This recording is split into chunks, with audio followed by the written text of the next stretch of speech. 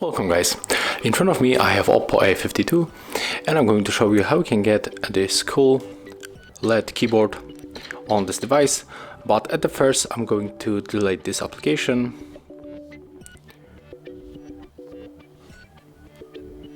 Okay, and right now we have to go for the Play Store, tap on the search pool and type here LED keyboard. We have to get this application from the ZX Studio and just tap on the install.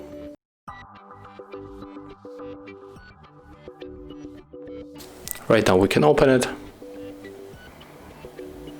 click enable, use the switcher to activate, tap use, and then just go back,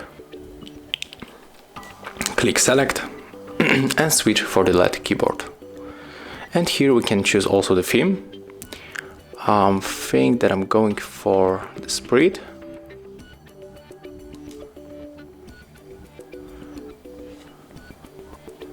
Okay, and right now we can check how it looks. So let's go for our keyboard, maybe in the messages. And as you can see right now when we touch the keys, this keyboard is going to light with the LED lights, and that's how it looks. You can also try to adjust it when you enter the settings.